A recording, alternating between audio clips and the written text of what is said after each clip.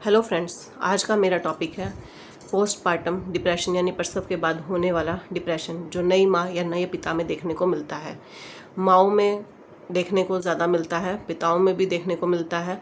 पिताओं के बारे में बात अपन कल कर लेंगे, अगले वीडियो में कर लेंगे, लेकिन अभी माँओं के बारे में बात कर लेते हैं। और आज मैंने ये टॉपिक किस लिए उठाया वो भी मैं बता दूँ कि आज मैंने एक न्यूज़ देखी जिसमें एक माँ ने सिर्फ अपने 15 दिन के बच्चे को फ्रिज में सुला दिया। और जब डॉक्टर से उसके माँ की जांच करवाई गई तो पता चला कि वो पोस्टपार्टम डिप्रेशन का शिकार थी, यानी प्रसव के बाद होने वाले डिप्रेशन का शिकार थी, इसलिए उसने ये किया।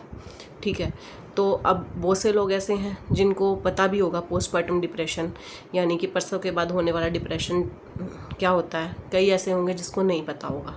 ठीक है, अगर आपको मेरे वीडियो या मेरा कंटेंट पसंद आता है तो प्लीज़ मेरे चैनल को लाइक करो, सब्सक्राइब करो, शेयर करो। मेरा इंटेंशन सिर्फ अवेयरनेस फैलाना है, किसी का इंसल्ट करना, किसी की बेइज्जती करना या किसी को नीचा दिखाना नहीं है। ठीक है, तो चलिए देर ना करते हुए वीडियो शुरू करते हैं। मुरादाबाद का केस है जिसमें एक माँ ने अपने 15 दिन के बच्चे को फ्रिज में सुला दिया। ठीक है, उसके बारे में बात कर लेते हैं। ठीक है, आपको डिटेल खबर चाहिए तो आप किसी न्यूज़ चैनल पे देख सकते हैं या गूगल पे देख सकते हैं। मैं उस न्यूज़ के बारे में बात नहीं कर रही हूँ, मैं सिर्फ पोस्टपार्टम डिप्रेशन के बारे में बात करूँगी क्योंकि वीडियो बहुत लंबा हो जाएगा। तो पोस्टपार्टम डिप्रेशन यानी प्रसव के बाद होने वाला डिप्रेशन होता क्या है? ये एक तरह का अवसाद है या डिप्रेशन है जिसमें माँ चिड़चिड़ी हो जाती है, बेचैनी बढ़ती है, उदासीनता बढ़ती है, अकेला रहना पसंद करती है, अपने बच्चे की तरफ उसको लगाव फील नहीं होता है।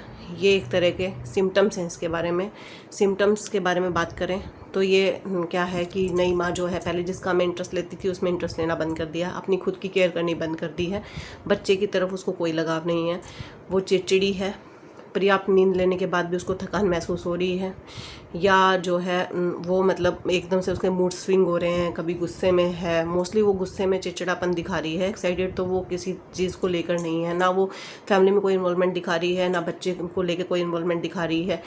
तो मतलब बिल्कुल बंदा जो है बिल्कुल उदासीन हो गया है। तो ये इसके लक्षण है पोस्टपार्टम डिप्रेशन के। अगर ये लक्षण आपको 2 हफ्ते से ज़्यादा ऑब्ज़र्व हो रहे हैं तो तुरंत डॉक्टर के पास जाएं और डॉक्टर से काउंसलिंग ले, दवाइयाँ ले, पूरा ट्रीटमेंट करवाएं, नहीं तो इसके जो परिणाम है वो बहुत घातक हो सकते हैं। ठीक है, सीवियर केसेस में क्या होता है, जब ध्यान नहीं दिया जाता तो ये एक इमरजेंसी सिचुएशन आ जाती है जब माँ लास्ट अपने आप को और अपने बच्चे को नुकसान पहुंचाने की कोशिश करती है। ये इसका घातक परिणाम हो सकता है। अब इसके कारणों की बात कर लेते हैं। माँ जब प्रेग्नेंट थी, प्रेगनेंसी टाइम में उसको कोई बाइपोलर डिसऑर्डर था।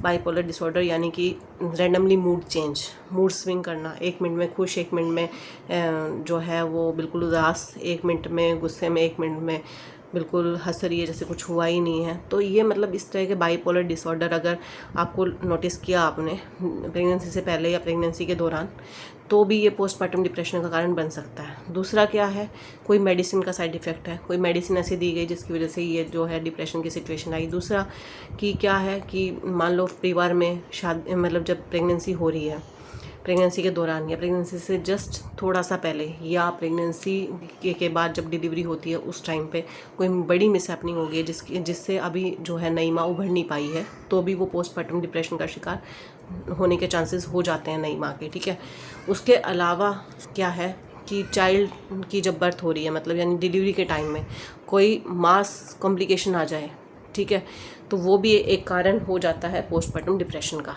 ठीक है, तो इसमें फैमिली की क्या रिस्पॉन्सिबिलिटी होती है, क्या करना चाहिए फैमिली मेम्बर्स को जिससे कि नई माँ को पोस्टपार्टम डिप्रेशन की सिचुएशन जो है उससे निकाला जा सके या बचाया जा सके।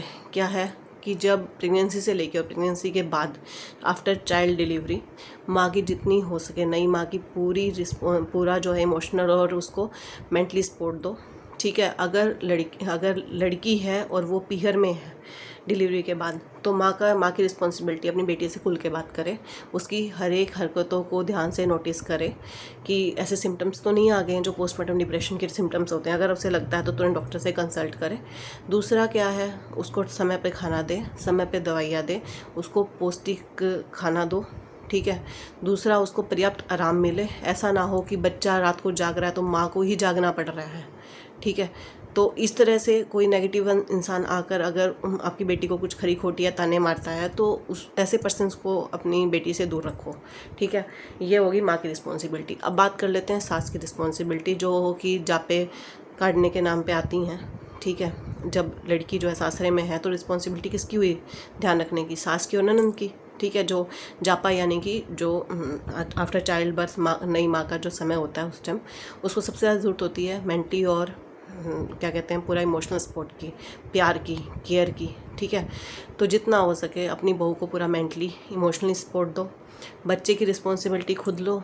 ध्यान रखो कि आपकी बहू को पूरा आराम मिले, क्योंकि जब बच्चे का जन्म होता है तो एक तरह से औरत का नया जन्म होता है, ठीक है। वो इतना फिज़िकली वीक हो जाती है कि खुद से वो कुछ भी नहीं कर पाती। तो जितना हो सके अपनी जो है बहू का ध्यान रखो, अच्छा खाने को दो, समय पर उसका ध्यान रखो, उसके साथ बैठो, उसके साथ बात करो, उसके साथ खुल के बातचीत करो कि वो क्या फील कर रही है, क्या उसके दिमाग में चल रहा है। अगर आपको लगता है आपकी बहू उदास है तो उसे खुश रखने के लिए जिन चीज़ों से वो खुश होती है, जिन एक्टिविटीज़ में वो इन्वॉल्व रहना पसंद करती है, तो उसे खुश रखने की प्रयास करो। आसपास का जो माहौल है वो खुशनुमा बनाओ, बजाय कि तानों के कि हम तो इस टाइम में उठ के ये करने लगे थे, वो करने लगे थे, या देखेंगे तुम कैसी माँ साबित होगी, अब तुम्हें पता चलेगा तुम माँ बन गई हो। ये सब चीज़ें, नेगेटिव चीज़ें से दूर रखो अपनी बहू को, ठीक है। ये फैमिली का सबसे बड़ी रिस्पॉन्सिबिलिटी बनती है आफ्टर चाइल्ड बर्थ, अपनी बहू को पोस्टमार्टम डिप्रेशन से बचाने के लिए, ठीक है। अब जो है आपको इन चीज़ों को ध्यान में रखते हुए स्थिति को कंट्रोल में करना है, ठीक है। हो सकता है मेरे बोलने में, मेरे बताने में कुछ कमी भी रह गई हो, तो मेरा सिर्फ अवेयरनेस फैलाना था। ये भी एक मुद्दा है समाज का सबसे बड़ा, जिसकी वजह से जो है काफ़ी केसेस देखने को सुनने को मिलते हैं। तो मेरा सिर्फ अवेयरनेस फैलाने का मकसद है इन चीज़ों को लेके। अगर आपको मेरा वीडियो पसंद आता है तो प्लीज़ इसको लाइक करो, शेयर करो, कमेंट करके मुझे बताओ, ताकि मैं और ज़्यादा इम्प्रूवमेंट ला सकूँ अपने वीडियोस में, और ज़्यादा रिसेंट मुद्दों पे वीडियो बना सकूँ, ताकि समाज में जागरूकता फैल सके। जब तक आप मुझे बताओगे नहीं मेरे वीडियोस में क्या कमी है, क्या खूबियाँ हैं, तो जब तक मुझे मोटिवेशन कहाँ से मिलेगा। मैं अपने आप को और इम्प्रूव करने की कोशिश करूँगी। तो बस मैं इतना ही कहना चाहूँगी। धन्यवाद।